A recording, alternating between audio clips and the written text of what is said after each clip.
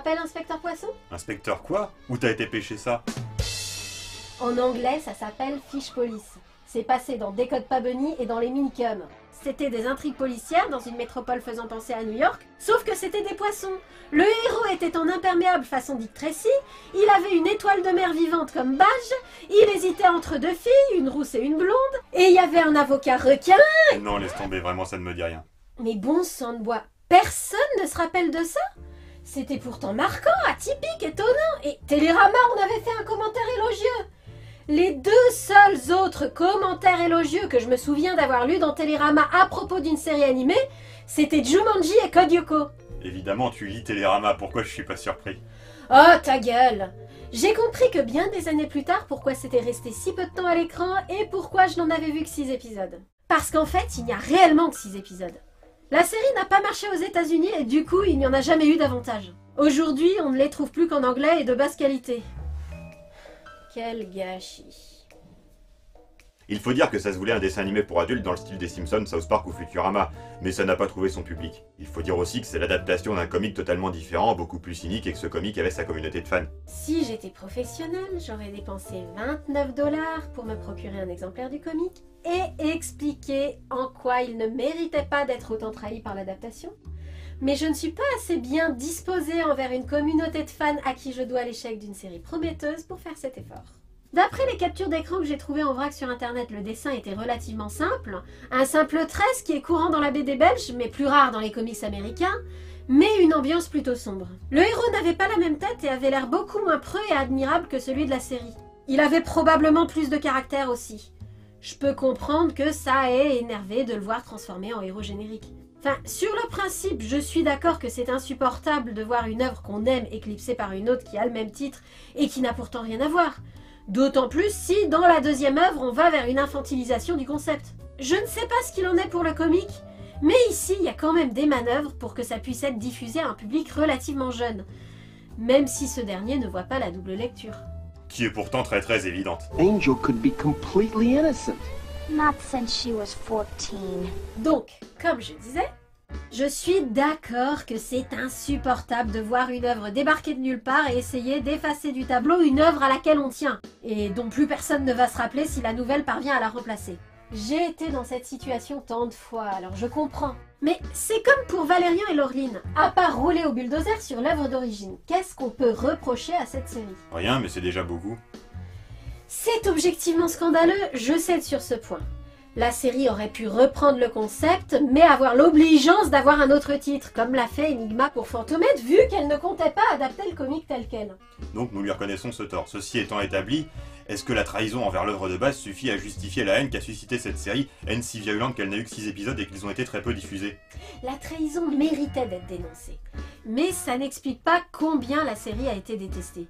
On l'a qualifiée de scandaleusement stupide alors que Scooby-Doo est encensé pour sa finesse, sa spiritualité, son originalité, au point que quand tu as le malheur de faire une vidéo relativement polie pour contester ces rediffusions intempestives qui durent depuis des années, on t'insulte violemment et c'est limite si tu subis pas des menaces de mort. Faut rien exagérer, ça reste encore relativement modéré. Et si les gens tenaient à ce point à la pérennité des œuvres d'origine? Pourquoi est-ce que tout le monde déteste à ce point le film Green Lantern, qui respecte en tout point l'état d'esprit du comic? Pourquoi à côté tout le monde tient tant à ce que Ring désigne le cercle formé par le contour du puits, au lieu de désigner le cercle vicieux dans lequel sont enfermés les personnages comme dans le film d'origine? Pourquoi Patrick Bruel a le droit de modifier les paroles d'un monument de la chanson française, quitte à rendre ça très moche phonétiquement, plutôt que d'accepter de jouer le rôle d'une fille en la chantant? Elle qu'il aimait tant, elle le trouvait le plus beau de Saint-Jean. C'est moi qui l'aimais tant, du con, c'est beaucoup plus beau à entendre comme ça. En adaptant que la première moitié du bouquin, l'histoire sans fin change totalement le sens de l'histoire. Qui s'en plaint? Personne. Reprendre le concept d'un comic pour adultes et en faire une série plaisante, fine, intelligente, mais regardable par des enfants, ça par contre, c'est inacceptable. En même temps, à la base, la série était destinée aux adultes, alors que dans sa conception, on a vraiment l'impression que c'est destiné aux enfants. Sur le plan de l'humour, c'est tellement perché que c'est plus pour adultes. That's me, Inspector Gill. No, over here. I said Inspector Gill, not Inspect her gills. Il faut dire qu'il y a tout un tas de références qu'on ne peut comprendre qu'à condition d'avoir une culture irréprochable en matière de films noirs. Ce qui n'est pas mon cas. Aujourd'hui encore, il m'arrive de voir un film et de me dire « Oh, c'est donc ça la référence dans Inspecteur Poisson !» Et les gags qui ne sont pas des références sont des jeux de mots sur le champ lexical du poisson. Is my client going to be officially charged? Vu qu'il ne nous reste que la version en anglais, ils sont d'ailleurs assez durs à suivre.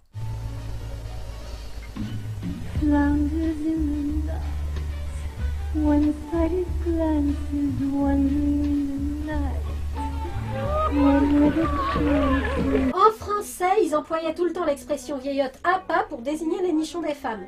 Et puis ils parlaient tout le temps de plonger en eau trouble ou de ferrer le poisson, des trucs comme ça. L'avantage qu'il y ait si peu d'épisodes, c'est que je m'en souviens assez bien. C'était bien traduit et bien doublé? J'avais pas beaucoup de jugement pour ces choses à l'époque, mais il me semble que oui. De toute façon, la VO est plaisante. Les dialogues sont aussi effrénés que dans un Woody Allen. Gil, it's not just that we have maniacs out there murdering innocent fish, or the fact that the entire city is depending on you doing your job. It's more that if you come in late one more time, you're gonna make me cranky. My wife doesn't like me being cranky. My kids don't like me being cranky. And I'll bet your co-workers don't like me being cranky. Co-workers? No, we don't like you being cranky. Contrairement à ce qui se passe dans Bob l'éponge, il n'y a jamais de gag façon le feu sous l'eau ou l'eau dans l'eau. On n'oublie jamais le milieu aquatique. Les cheveux des personnages flottent, ils se déplacent en glissant, les scènes d'action sont faites en fonction. Les dialogues aussi. Yuck. Murder stinks. Of course, fish around here aren't too fragrant when they're alive. Hey! Des fois, il arrive que les personnages aient l'air d'oublier que la gravité n'est pas un problème, mais c'est pour le gag. Hey, Flatfin, what about me? Let go, you boob, you're in water. Oh non, on n'oublie jamais qu'on est dans l'eau, ni qu'on est des poissons. Tout l'humour vient de là, même les blagues de cul. Now, Angel, you go out there and show 'em this dirty ocean has a beacon of grace, beauty, and purity. Float tall, float proud, float those babies. Certains calembours sont perchés. Ou péché. Et je regrette de pas toujours me rappeler ce qu'il donnait en français. Le jeu de mots avec le chauffeur de taxi crabe, par exemple, ça rend pas en français. Il a dû passer à la trappe à la traduction parce que ça me dit rien. Tout n'est pas basé sur les calembours poissonniers, il y a aussi des blagues de sitcom. Pearl, honey, sweetie doll, babe, you know how I feel about you. How? How? How? How? Why do you talk like that? Because all the great couples talk like that.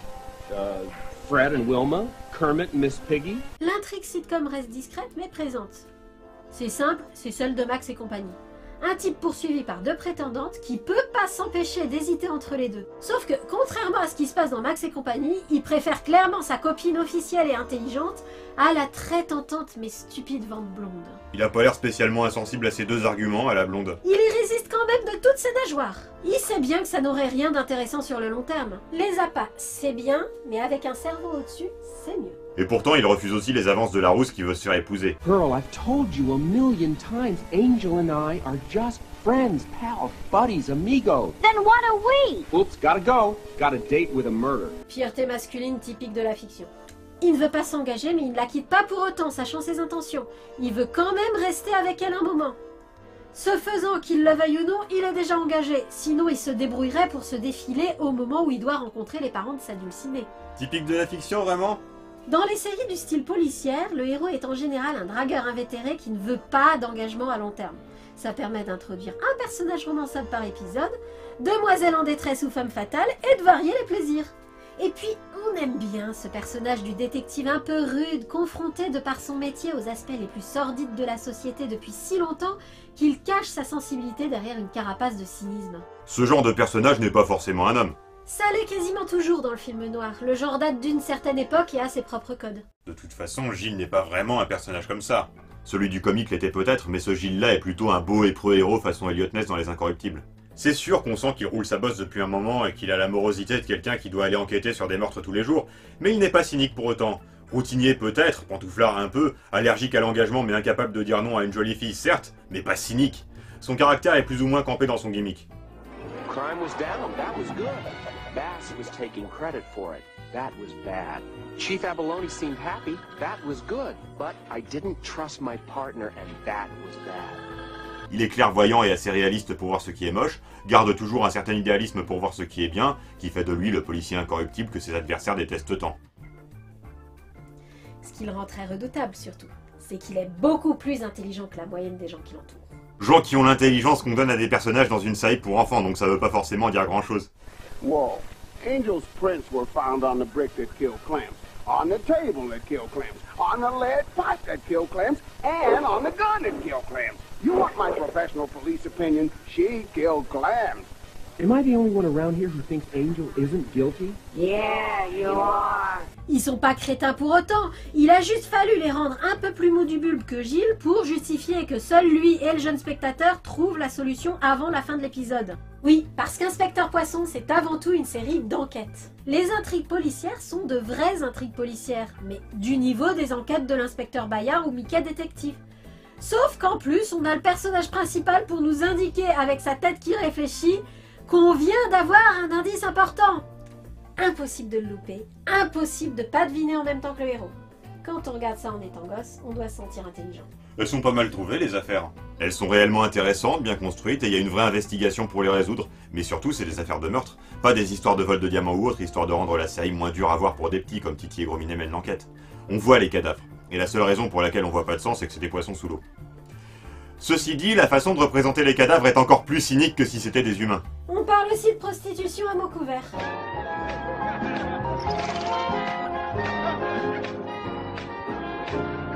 Excuse me, sir, isn't this a doctor's office? No, but whatever you got, we can cure it upstairs. Et de notions juridiques compliquées qui obligent à relâcher des gens dont on sait qu'ils sont coupables. Mais pour autant, si j'avais pas su qu'à la base ça devait être une série pour adultes, je ne m'en serais jamais douté. Le ton est quand même fait pour être apprécié par des enfants. Des enfants vachement mûrs et réfléchis, mais des enfants quand même. Même les histoires de subtilité juridique sont expliquées de manière accessible à un jeune public. It always feels good to do the right thing, even if it's for the wrong fish.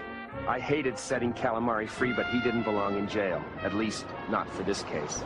C'est fait simplement de façon épurée, ce qui fait que n'importe qui peut regarder. On a mis dans cette série que ce qui était essentiel au plaisir de visionnage. De bons dialogues, de beaux visuels, des personnages hauts en couleur, tous plus plaisants les uns que les autres. Ils servent avant tout de toile de fond, puisque les 6 épisodes existants sont centrés sur Gilles. Mais ils sont tous extrêmement bien construits et marquants. Je n'aurais pas été surpris que ces personnages secondaires prennent davantage d'importance dans la suite s'il y en avait eu une. Il y a d'abord les deux jolies demoiselles, Pearl et Angel. Pearl est la patronne de son propre restaurant où Gilles va prendre son petit-déj, repas de midi et dîner tous les jours. This place belongs to Pearl. She's smart. That's good. She wants a husband. That's bad. She's ambitious. That's good. But she wants me, and that's bad. I want her too. That's good, but not permanently. And that's the way it is, at least for now. Elle est intelligente, un peu cynique, pragmatique et déterminée. Un peu trop au goût de Gilles. Penses-tu? Ça lui plaît. Elle sert surtout à avoir des scènes de vie quotidienne et des dialogues sympas. Angel est la classique femme fatale de roman noir utilisée par le méchant pour séduire et piéger la victime, tentatrice qui peut détourner le héros du droit chemin, sauf qu'il n'est absolument pas dissimulé qu'elle est trop crétine pour avoir la moindre arrière-pensée. I'm not bad. I just smell that way. Enfin, crétine, on saura jamais à quel point elle le fait exprès. Elle se débrouille quand même très bien pour ce qui est de manipuler. Hi, Gil. Hi, Angel. Sit down. Take a load off. Thanks. You're so charitable. You know, I've noticed that lots of cops are charitable. Why, you're all so charitable, you throw a charity ball. Isn't that sweet? I majored in sweetness at the police academy. I've had a lot of experience with charity. You know, giving. And I give just about anything to go to the school. Anything and everything. And she says cops are charitable. What kind of bum would ask you on such short notice? You would, Gil. Oh yes, I accept. Faut bien reconnaître que la plupart du temps, être crétine tourne à son avantage. Son patron, l'équivalent d'Al Capone, est un calmar à l'accent prononcé, le genre de personnage qu'on adore détester, avec son air de vilain qui ne pourra jamais être arrêté et a toujours un métro d'avance. Il faut dire qu'il est bien secondé. Il a son garde du corps Diodon qui est con comme un poisson lune, et son avocat requin qui est, un requin. Calamari est un mafioso type, mais il ne laisse jamais tomber ses hommes quand ils ont des problèmes, du moins s'ils lui ont prouvé qu'ils en valent la peine. Surprised that a woman could pull this off? I've been trying to tell you for years that I could handle more than waitressing, but you wouldn't listen. Well, I am now. Shockster, follow Miss Donna down to the station and see that she gets bailed out. We could use a fish like her. Le commissariat a son lot de figurants sympas. Le commissaire, d'abord, c'est un mix entre Harvey Bullock et le chef Gontier. Il a très mauvais caractère et tous ses hommes le redoutent, mais il croit réellement en ce qu'il fait. Écoutez, Harvey Bullock n'est pas un type commode et il ne fait rien pour se faire aimer. Mais c'est un bon policier, Batman. Il est réglo. Sa secrétaire est la classique vieille secrétaire qui a bien roulé sa bosse et a été mariée un tas de fois. Elle en garde un rapport assez paradoxal aux hommes et au mariage. D'un côté, elle a fait une croix dessus, enfin presque. De l'autre, elle ne résiste pas à une jolie histoire d'amour et essaye de pousser Gilles à épouser Pearl. Oh, by the way, Pearl called. Who? You remember Pearl? The one you haven't married Ce yet? qui ne l'empêche pas de faire un tout autre genre de suggestion aux femmes qui appellent le commissariat. What makes you think your husband's dead? You got into bed and there was no response. Oh, sweetheart, we're gonna need more than that. I tell you what, reach for his wallet. If he doesn't move, you're a widow.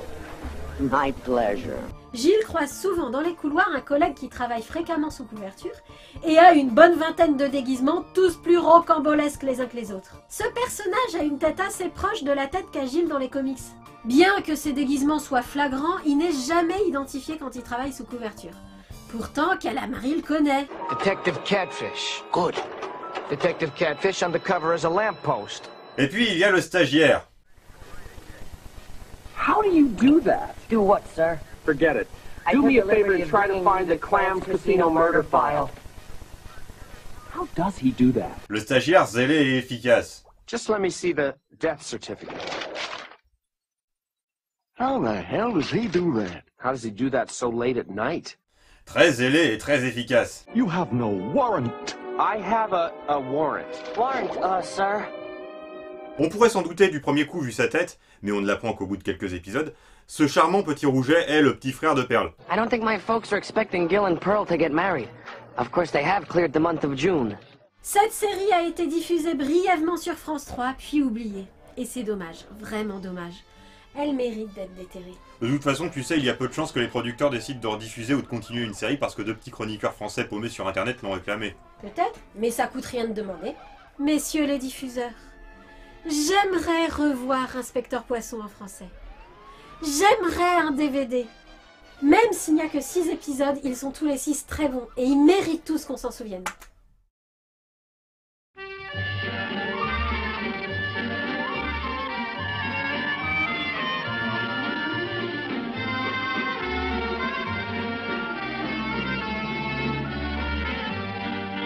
Je ne sais pourquoi j'allais danser à Saint-Jean au musette, mais il m'a suffi d'un seul baiser pour que mon cœur soit prisonnier. Comment ne pas perdre la tête, serré par des bras audacieux, car l'on croit toujours aux doux mots d'amour quand ils sont dits avec les yeux. Moi qui l'aimais tant, je le trouvais le plus beau de Saint-Jean. Je restais grisé sans volonté